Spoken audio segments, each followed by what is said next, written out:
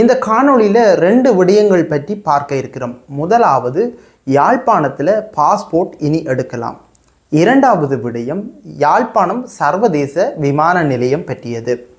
இதில் முதலாவது விடயம் என்னென்னு சொல்லி சொன்னால், இப்போ வரைக்குமே யாழ்ப்பாணத்தை சேர்ந்த மக்கள் பாஸ்போர்ட் எடுக்க வேணும் அப்படின்னு சொல்லி சொன்னாலே ஒன்றில் வவுனியாவுக்கு செல்ல வேணும், இல்லாவிட்டால் கொழும்புக்கு செல்ல வேண்டிய நிலைமை இவ்வளவு காலமும் காணப்பட்டது. கடந்த காலத்தில் ஏற்பட்ட பொருளாதார நெருக்கடிக்கு பிறகு நாட்டை விட்டு அதிக மக்கள் வெளியேறியதன் காரணமாக இந்த பாஸ்போர்ட் எடுக்கிறதுல ஒரு பாரிய சிக்கல் நிலைமையும் காணப்பட்டது. நிறைய நேரம் லைனில் நின்று தான் இந்த பாஸ்போர்ட் எடுக்க வேண்டிய ஒரு தேவையும் மக்களுக்கு காணப்பட்டது. ஆனால் இப்போ கொஞ்சம் இந்த பாஸ்போர்ட் வழங்குறதுல தளர்வுகள் ஏற்பட்டிருக்குது. மக்களின் தொகைகள் குறைஞ்சிருக்குது. இருந்தாலும் இந்த கொழும்பில் பாஸ்போர்ட் எடுக்கிறதுக்கு இன்றைக்கு வரைக்குமே மக்கள் கூட்டம் அலைமோதி கொண்டு தான் இருக்குது. ஆனால் வவுனியாவில் ஓரளவுக்கு பரவாயில்லை. இந்த 1 டே சர்வீஸ் நார்மல் சர்வீஸில் ஓரளவுக்கு லைனில் நின்று அன்றைக்கு அந்த பாஸ்போர்ட்டை எடுத்துக்கொள்ளக்கூடிய மாதிரி இருக்குது. இருந்தாலும் அந்த ஒரு குறிப்பிட்ட வரையறையை தாண்டி மக்கள் இன்றைக்கு வரைக்கும் இந்த பாஸ்போர்ட் அலுவலகங்களில் குவிகின்றதை காணக்கூடியதாகத்தான் இருக்குது. இந்த பிரச்சனைகள் ஏற்படும் போது யாழ்ப்பாணத்தில் ஒரு பாஸ்போர்ட் அலுவலகத்தை திறக்க வேண்டும் அப்படின்னு சொல்லி இந்த புதிய அரசாங்கத்தினரால் கூறப்பட்டிருந்தது. அதுக்கு பிறகு அதுக்கான முயற்சிகளும் எடுக்கப்பட்டிருந்தது. அந்த முயற்சியின் பலனாக யாழ்ப்பாண மாவட்ட செயலக வளாகத்துக்குள்ள இந்த பாஸ்போர்ட் அலுவலகத்தை திறக்கிறதா முடிவு செய்து அதுக்கான பணிகளும் ஆரம்பிக்கப்பட்டிருந்தது. இந்த பணிகளை மாவட்ட செயலாளர் மற்றும் எங்களுடைய ராமலிங்கம் சந்திரசேகர் அமைச்சர் அவர்களும் துரிதமாக அதை வேகப்படுத்தி செய்கிறதுக்கான முயற்சிகளில் ஈடுபட்டிருந்தார்கள். அதன் அடிப்படையில் தான் தற்போது அடுத்த மாதம், அதாவது செப்டம்பர் மாதம் 1ஆம் திகதியிலே இருந்து இந்த யாழ்ப்பாணம் மாவட்ட செயலகத்தில் அமைஞ்சிருக்கிற இந்த பாஸ்போர்ட் காரியாலயத்தில் மக்கள் தங்களுடைய பாஸ்போர்ட்டை பெறக்கூடிய வசதிகள் செய்யப்பட்டிருப்பதாக தற்போது தகவல்கள் வெளியாகி இருக்குது. இனிவரும் நாட்களில் மக்கள் வவுனியாவுக்கு போக வேண்டிய அவசியம் இல்லை. பெரும்பாலான மக்களை பார்த்த மட்டும் சொன்னால் யாழ்ப்பாணத்திலிருந்து பாஸ்போர்ட் எடுக்க போகிறவர்கள் தான் அதிகமான பேர் காணப்படுகின்றார்கள். எனவே தான் இந்த இனிவரும் நாட்களில் வவுனியாவுக்கோ இல்லாட்டி கொழும்புக்கோ யாழ்ப்பாணத்தில் இருந்து பாஸ்போர்ட் எடுக்கிறதுக்காக செல்ல வேண்டிய அவசியம் இல்லை. நீங்கள் யாழ்ப்பாண மாவட்ட செயலகத்துக்கு சென்றாலே உங்களுடைய பாஸ்போர்ட்டை எடுத்துக்கொள்ளக்கூடிய மாதிரி இருக்கும். அது ஒரு நாள் சேவையாக இருக்கலாம், இல்லாட்டி சாதாரண சேவையாக இருக்கலாம். இது ரெண்டுலேயும் பாஸ்போர்ட் எடுக்கக்கூடிய வசதிகள் இந்த யாழ்ப்பாண மாவட்ட செயலகத்தில் அமைந்திருக்கிற இந்த பாஸ்போர்ட் கேரியத்தாலேயும் வழங்கப்படும் அப்படின்னு சொல்லப்பட்டிருக்குது. இனிவரும் நாட்கள் இந்த பாஸ்போர்ட் அலுவலகத்திலையும் மக்கள் கூட்டம் குவிதா அப்படின்னு பொறுத்திருந்து தான் பார்க்க வேண்டும். இருந்தாலும் இது யாழ்ப்பாண மக்களுக்கு ஒரு வரப்பிரசாதமாக அமைந்திருக்குது அப்படின்றே சொல்லலாம். என்னோட சொன்னால், இப்போ வவுனியாவை பொறுத்த மட்டும் முல்லைத்தீவு மன்னாரில் இருக்கிறவர்களுக்கு அது ஈஸியாக போய் அங்கே எடுக்கக்கூடிய மாதிரி இருக்கும். ஆனால் இந்த கிளிநொச்சி யாழ்ப்பாணத்தை சேர்ந்த மக்களுக்கு யாழ்ப்பாணத்தில் இந்த பாஸ்போர்ட் எடுக்கிறது ஒரு ஈஸியான விடயமாக இருக்கும். இந்த விடயம் ஒரு வரவேற்கத்தக்க விடயம். அதோட யாழ்ப்பாணம் மற்றும் கிளிநொச்சி மாவட்ட மக்களுக்கு இது ஒரு சிறப்பான விடயமாக இருக்குது அப்படின்னு சொல்லலாம். அடுத்த விடயம் பலாலி சர்வதேச விமான நிலையம். இந்த பலாலி சர்வதேச விமான நிலையம் ஒரு தரப்படுத்தலில் உயர்ந்த நிலைக்கு கொண்டு செல்ல வேண்டும் அப்படின்னு சொல்லி அரசாங்கங்களால் குறிப்பிடப்பட்டிருந்தாலும் இன்றைக்கு வரைக்கும் இந்தியாவுக்கும் இலங்கைக்கும் இடையிலான ஒரு போக்குவரத்து சேவையை வழங்குகின்ற, ஒரு மட்டுப்படுத்தப்பட்ட விமான சேவையை வழங்குகின்ற ஒரு விமான நிலையமாகத்தான் இயங்கி கொண்டு இருக்குது.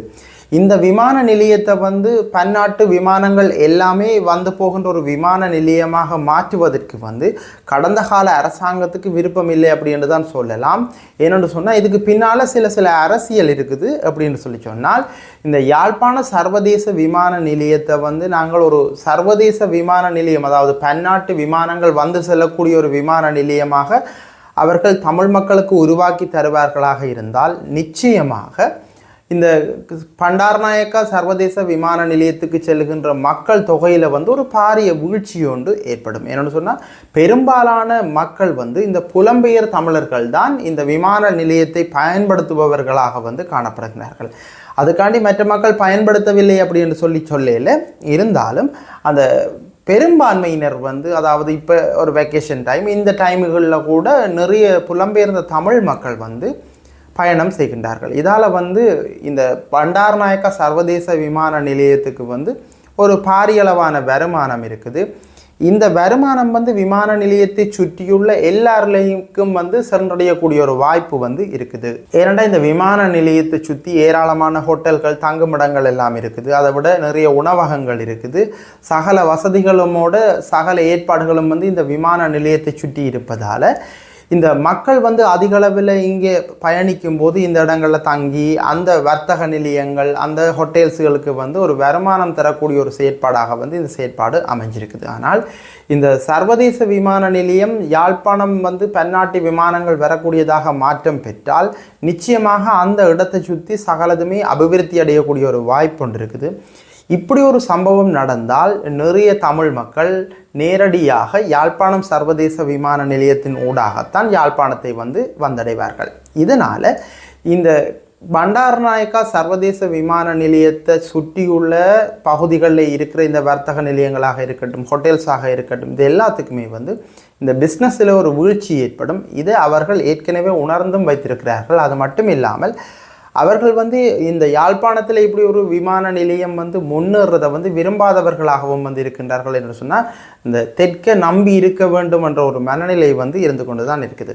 இந்த கடந்த கால ஆட்சியாளர்கள் எல்லாருமே வந்து இதில் வந்து ஒரு இதை ஒரு மறைமுகமாக பின்பற்றியவர்களாகத்தான் இருக்கின்றார்கள். என்னென்னு சொன்னால் எப்படியாச்சும் இந்த விமான நிலையத்தை வந்து ஒரு சர்வதேச தரத்துக்கு உயர்த்தக்கூடாது என்பதில் வந்து அவர்கள் குறியாகவே இருந்தார்கள். ஆனால் இந்த இந்தியாவின் அழுத்தத்தின் காரணமாகத்தான் இன்றைக்கு வரைக்கும் வந்து இந்தியாவுக்கும் இலங்கைக்கும் இடையிலான போக்குவரத்து சேவைகள் என்பது வந்து தடைப்படாமல் நடந்து கொண்டு இருக்குது. இதுக்கு வந்து இந்திய அரசாங்கத்தின் முழுமையான ஒத்துழைப்பு தான் காரணம் அப்படி என்று சொல்லலாம்.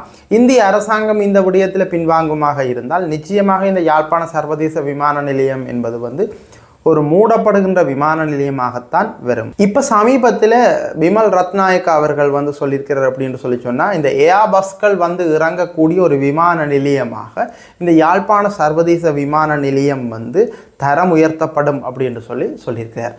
அப்படி தரம் உயர்ந்தால் நிச்சயமாக இது தமிழ் மக்களுக்கு ஒரு மிகப்பெரிய வரப்பிரசாதமாக இருக்கும் என்று சொன்னால், ஒரு சாதாரணமாக கட்டநாயக்கா விமான நிலையத்துக்கு செல்ல வேண்டும் என்று சொன்னால் கிட்டத்தட்ட 8 to 10 மணித்தியாலங்கள் ஒருவர் பயணித்து தான் அந்த விமான நிலையத்தை சென்றடைய வேண்டி இருக்கும். இதே நாங்கள் மத்தள விமான நிலையத்தை எடுத்து பார்த்தோம்னு சொன்னால் பல மில்லியன் கோடி ரூபாய்கள் வந்து முதலீடாக போடப்பட்டு எந்த விதமான வருமானங்களும் என்று இன்றைக்கு வரைக்கும் பூட்டி வச்சிருக்கின்ற ஒரு விமான நிலையமாக காணப்படுது. அது மட்டும் இல்லாமல் இதனால் நாட்டுக்கு ஒரு பாரிய இழப்பும் வந்து ஏற்பட்டிருக்குது.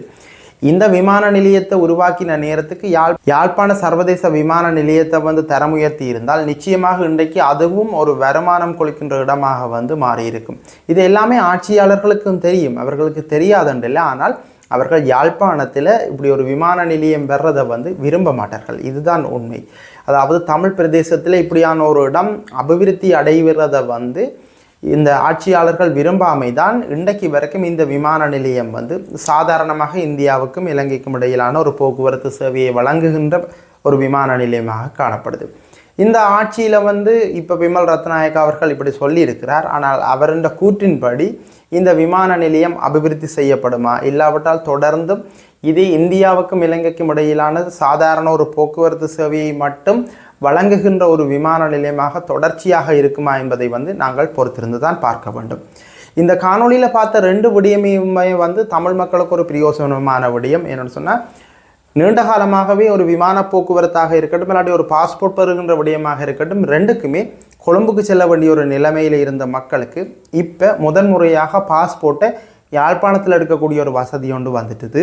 அதே மாதிரி எல்லா நாடுகள்லையும் இருந்து நேரடியாக யாழ்ப்பாணத்துக்கு வரக்கூடிய ஒரு வாய்ப்பையும் இந்த தமிழ் மக்களுக்கு இந்த அரசாங்கம் வழங்குமாக இருந்தால் நிச்சயமாக இந்த அரசாங்கத்துக்கு அது ஒரு பாரிய வெற்றியாக இருப்பதுடன் மட்டும் இல்லாமல் ஒரு வருமானத்தை ஏற்படுத்தி தருகின்ற ஒரு துறையாக அது மாறும். அது மட்டும் இல்லாமல் இந்த இடம் அபிவிருத்தி அடைகிறதுக்கான ஒரு வாய்ப்பும் வந்து இருக்குது. இதெல்லாம் சாத்தியப்படுமா என்பதை வந்து நாங்கள் பொறுத்திருந்து தான் பார்க்க வேண்டும். மீண்டும் புதியதொரு விடயம் சம்பந்தமான காணொலியில் சந்திப்போம். நன்றி.